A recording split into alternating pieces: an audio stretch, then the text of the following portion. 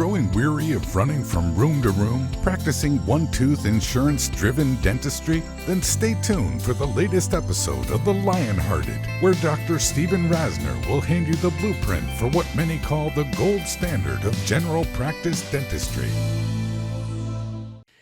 Hi everyone, I'm Dr. Steve Rasner, and you're tuned into The Lionhearted, a weekly podcast dedicated to those dentists that still believe in the dream, that believe you can have your own independent office, do the right thing, and have a long and successful career. Because that's exactly what I've done for the last 39 years. And during that time, I've had a bevy of obstacles I've been able to overcome. And I believe that even in 2020, you can emulate that type of practice and succeed and enjoy a tremendous career that you've worked very hard for. This week's podcast is one that I got to be careful in how I present it. And the concept of this podcast is, and I'll tell you why I got to tread lightly, is where does customer service fit in to the Lionhearted practice? In fact, I want to be very specific and say to you, what do we have in common and what would work in our practices that you would see commonly in a Ritz Carlton hotel chain? So that's the basis of today. Please don't turn it out because, listen, I have gone on these podcasts for a long time. And I've talked about that the quickest road to success, in my opinion, would be for you to train in the following: to get a sedation permit in your state or your country that would allow you to give more than one oral sedation drug. Of course, most of you are familiar with mine. That involves really 4 drugs if you're counting nitrous oxide, which is indeed a drug. And certainly you need a permit for that. But I said if you got that permit and you mastered atraumatic extractions and site development, by that I mean grafting, and then if you did that, if you incorporated some level of surgical and prosthetic implant dentistry, then I think you are set for a long and terrific career. And I do believe that. But what separates the real elite practices, the ones we all hear about, the ones that we'd all like to copy, emulate? Well, it's customer service. So, I'm giving a presentation next January, about a month from now, in Dallas, Texas, and I'm delivering that presentation at the Ritz Carlton, which is that and the Four Seasons hotel chain are 2 of my favorite hotels. I mean, they get it. And so what is it that they do that makes them so special? And what is it about their particular beliefs that we could, for real, copy into our small businesses, our practices, and actually make it work for us as well? And that's what I want to talk about. But before I do that, I have to say something very clear, which is what I meant when I talked about being a little intrepid about delivering this, because this is what I don't want. I don't want you ever to get the idea that you can camouflage a lack of clinical excellence for fluff. I think some of our colleagues do that. And so I say to you, why not combine both? Why not be that place where people can go, people being patients, and trust you? I mean, that is numero uno. That is the thing you should be branding. You've heard me say it before. I'm going to say it a lot in 2020. If you want to grow in 2020 and beyond, you got to develop a reputation in your community where people trust you, where they don't think you're a ripoff. Let's not bury ourselves in the sand here, this year, and realize that a lot of people have not flattering opinions about a lot of businesses, of which include dentistry as well. There's a famous Reader's Digest story, those of you that don't know it, that was done about 25 years ago, where the editor of Reader's Digest went to 10 dental practices around the United States for an examination. And he received treatment plans that range from a cleaning and a checkup to north of $25,000. And that was 20 years ago. And the truth is I really do think that can happen. So the worst part is that it's in the public's eye. A percentage of the public that look at us like we haven't made, that we have amazing, personal lives and cars, and we're just rolling into cash. And you and I know that's usually not true. Okay? We have good lives, a lot of us. But the commitment and the work to make that a result is quite substantial. So I got to be clear that these principles, and they're not many, by the way, but I think they're just terrific. And I want you to think about it. And I want you to think about, do you have that in your practice? Or could you assimilate what I'm going to say to you in your practice? But the very first thing, if you're a young dentist or you're a struggling dentist, is you must look in the mirror and say to yourself, how good's my work? And when I say that to you, you don't have to be world class and be an educator and be published in the highest journals of dentistry. Honestly, I think everybody watching this knows what quality work is. Your crowns just seem to fall off more than just a little bit. All of us in our communities usually have one or a couple dentists that just seemed to either be cursed with bad luck, I'm trying to be nice, or not be that great. And their crowns seem to come off a lot.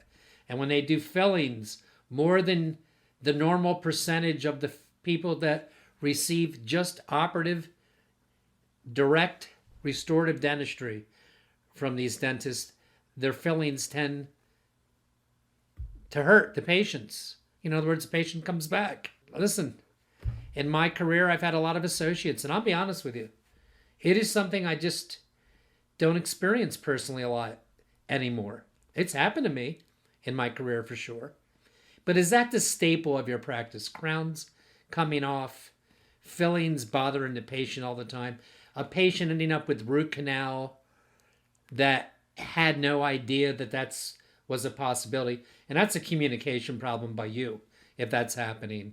Did you solve what they came in for? Do you make a number of full removable prostheses, dentures? We all still have to do this sometimes. And yours just never work. Do they have phonetic problems? Or do you get charts requested to be transferred to another dentist more than the norm? If that's the case, then this podcast probably isn't for you. And you can fix all those things I just said. You really can. You just have to be honest that emulating the Ritz Carlton or Four Seasons principles isn't going to make up for that. Let's get that elephant out of the room. So, what is it that makes the Ritz the Ritz? And why is that relevant to you and I? I'll tell you why it's relevant to you and I. The Ritz Carlton goes after 5% of the travel and leisure market. You and I, we don't have a percentage we're going after. All I know is that there are abundant alternatives, and more than ever, for patients to choose from. In my particular situation, I practice in southern New Jersey. And in southern New Jersey, the economic climate of the general region isn't spectacular. It's not that good. So the average patient that needs a dentist may very well be looking for what I don't have to offer. And I make it clear when I meet my patients, and I think it's my brand. I don't brand that I'm expensive, but I certainly think people get the message that I'm not the Kmart or the dollar store of dentistry. So they know that to begin with. So it already makes what I chose to embrace as a dentist, my journey, which I'm trying to get you to follow. I don't think it's a smart idea for you to become the dollar store of dentistry.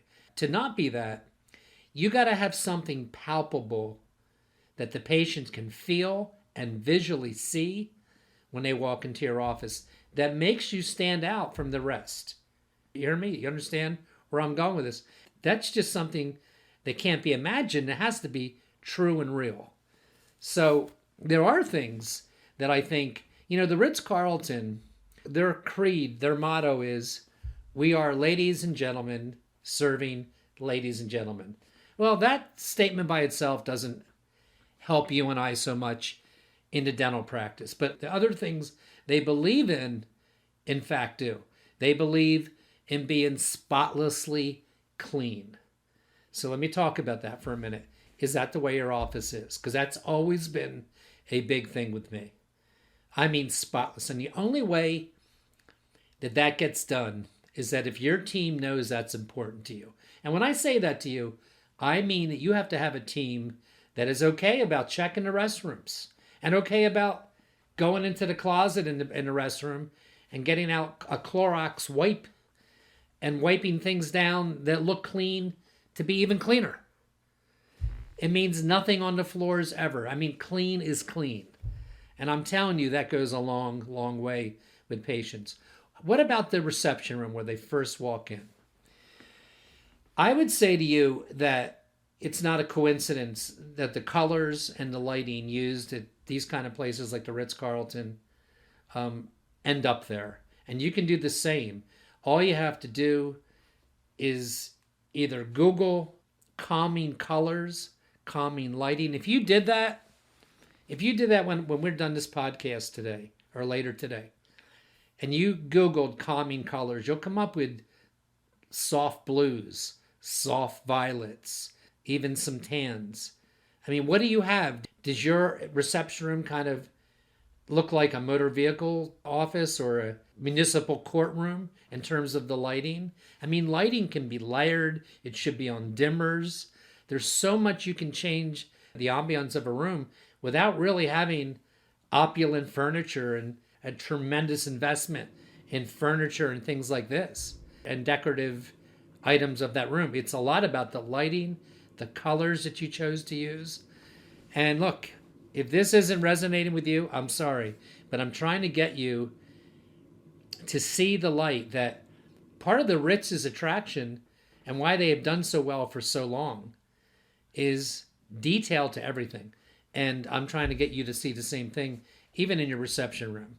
I guess the takeaway here is that I have 2 offices. There's no waterfalls in my office. There's no fancy art for sure.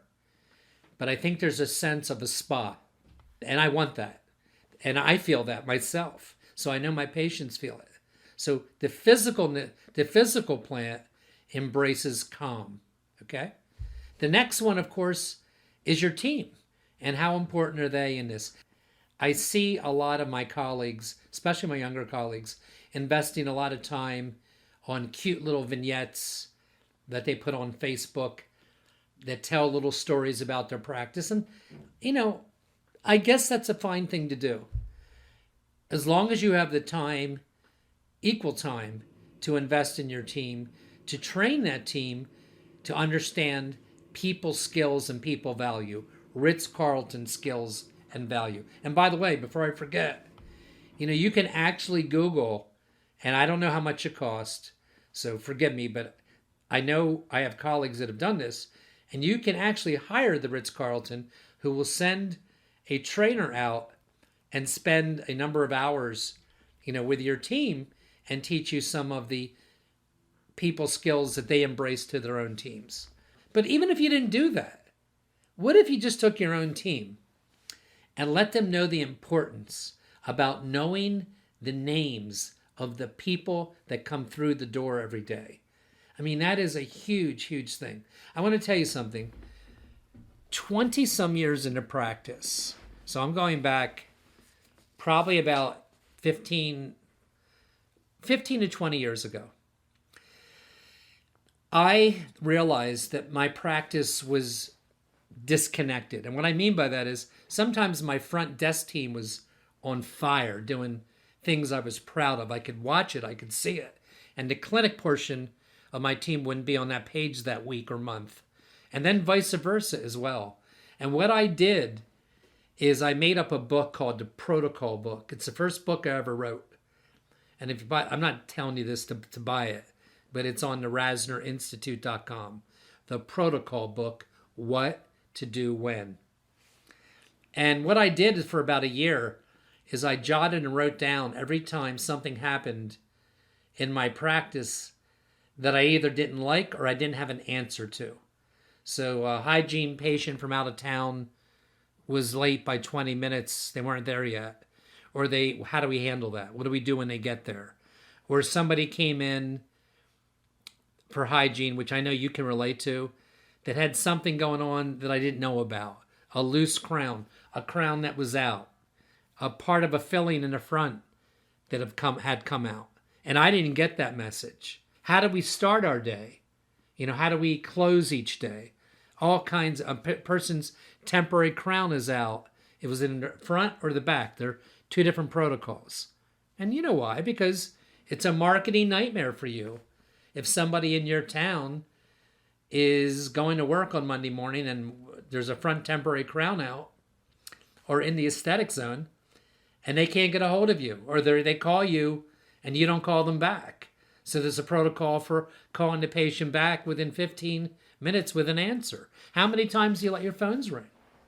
My answer should be 3 maximum. Not 3 sometimes. 3 is the max. So I did this for over a year. I did it for me, not knowing that I would ever create a book from it or even sell the book. And I'm telling you all that because in doing that process, what I would do is I would write down the situation that came up. I would then take it home. I would decide what I wanted the answer to be. You got to understand the end product of what you hear me talk to you about each week came from years and years of me going online and reading before there was an online, going to Barnes and Nobles and probably buying every book on customer service or on people feeling value, from Dale Carnegie to, I can't think of other names right now, and studying how businesses that did well succeeded. I don't really do that as much anymore today. So you're kind of often hearing me espouse the end product of years and years of me observing and witnessing what I thought were good business concepts. And look, remember, if you go back 40 years in dentistry, nobody talked about this stuff. All we talked about was being a good dentist or basic, for God's sakes, we had rope drills back then. And today it's a new age. Today there's many alternatives for these patients. And I'm telling you, the practices that succeed and will have the longest run of success, and if you haven't heard me say it before, I'll tell you now, I went 29 consecutive years of increased growth and profitability under my blueprint with my practice. 29 straight years. I didn't have one down year. I eventually had a down year, actually 3, in 2009, 10, and 11. But from 1980 to 2009, if you did that today, you go to 2049 and enjoy every year of increased growth and profitability. And it wasn't by me working more, it was by me working less. And a lot of it happened because of the principles I impart to you weekly on these podcasts. So of course I'm going off the track like I always do. But what I wanted to tell you is, it's a big deal in the Ritz Carlton that the staff members use the guest names under all circumstances. They'll never be permitted to say hi. It's always, good morning, Mrs. Such and Such, or along those lines, or certainly good morning, good afternoon, not hi, how you doing? And maybe that doesn't make a difference in what you and I do every day, but I tell you what does make a difference. People feeling value and knowing their names. People not waiting for appointments, which is one of the If you have a practice where people wait, and I did at one time, by the way, and I mean for years, early in my career, it was a nightmare. And I used to justify it by explaining to myself that we're in dentistry and we're not psychiatrists, and you can't look at your watch and say the hour's over. The point is, if you're not on time and you don't bring people, certainly starting on time, it's because you haven't made that enough of a priority in your own practice. If it's okay for you to waltz in at 1 minute before 8 and for your team to bring the 8 o'clock patients back anywhere between 8 o'clock and 8:10, 8:12, no good. That's off to a terrible start right there. The things that I ask you to do are not expensive. They're attention to detail. I'm telling you, my 8 o'clock patients, well, I don't start at 8. My 9 o'clock patients are in the chair at 9 o'clock if they're in the building. Why? Because I've made it a point to my team that's the only acceptable thing to me, that good practices start on time and value those people's, and that needs to continue through the whole day when the 11 o'clock comes in and the 1 o'clock patient comes in. It's a pretty cool thing. And, once they're in the room, there's other protocols that are very, very important to me that everybody understands and that we embrace, that we don't hurt these patients. I mean, that's our whole thing in my practice, that we don't hurt. Well, just an aside for that, in my practice, and I hope in yours, you've heard me talk about the painless injection. Well, the painless injection requires protocols that an injection that hurt doesn't require. It requires a special topical. And write to me at Dr. Rasner at AOL if you don't know what I'm talking about for the painless injection. There's a special topical that we buy and order, not from Henry Schein or any other supplier. We get it from actually a place in Indiana. And that has to, the vestibule, I'm strict about this. The vestibule has to be dried. Then we use 4% Citiness because it has a neutral pH. And then we use, and just a little bit of that to numb the track of where we're going to place our regular anesthetic of choice. That's on every shot. That's on a block. That's on an infiltration. That's just one part of how we work and how we stand for. So one of our guiding principles is that we don't hurt people. We listen to their body language. We ask them if they're okay. And majority of our patients are sedated, and I'm still going to those measures. So do we complete the procedure in a timely fashion? Do we check on the patient? Do we allow their face to be covered in, I do a lot of surgery. So my team that's around me knows that even if the patient's sedated and, certainly not aware, that it's not okay for me to leave blood on their face, even though the procedure's not over. It's not okay for me to leave them almost totally supine with an impression tray in their mouth. I mean, these are all clinical Ritz Carlton principles, in my opinion, that have an end result of a pretty comfortable and decent experience for most patients.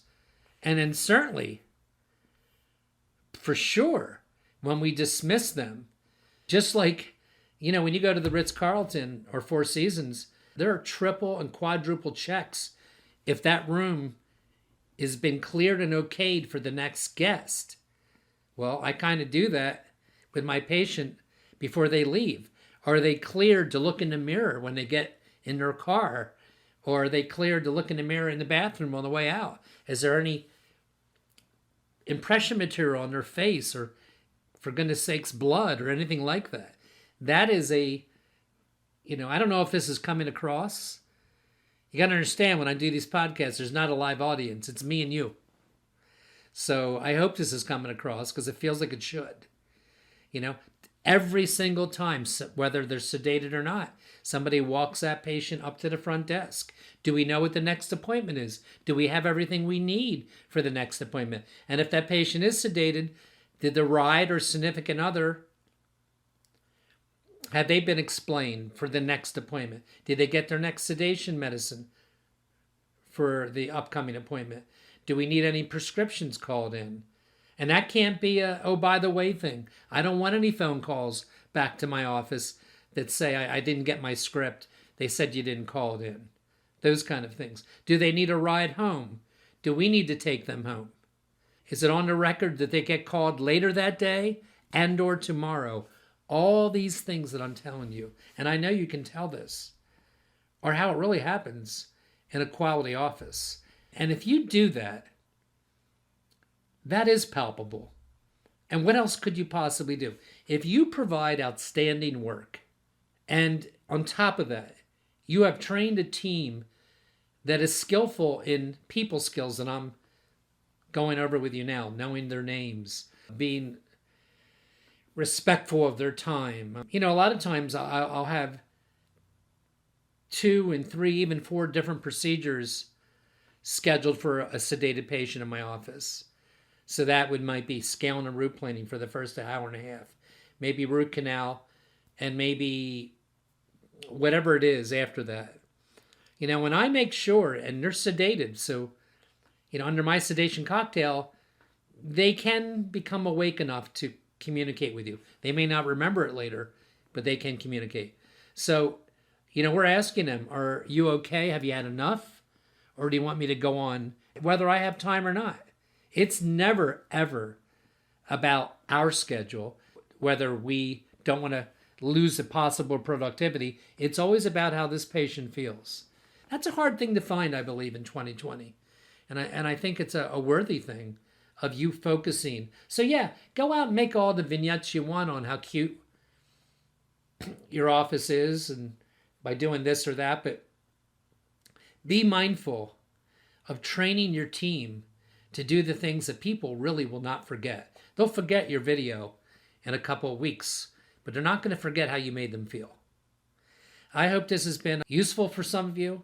Next week when I come back, I'm going to start homing in on 2 things, on treatment planning skills again, because treatment planning defines your whole practice. If you don't have good treatment plan acceptance, then you'll find yourself in a one-tooth office treating one tooth at a time, and that's not very fulfilling or good for the patient. And we'll talk about the communication aspect of that with patients. How do you really get, you know, in that 30 minutes to 90 minutes that you have with a new patient, depending on what their needs are, how do you get across trust and confidence? And how do you get across what you need to get your highest possible case acceptance? Anyway, everybody have a great week. I'll see you next week on The Lionhearted.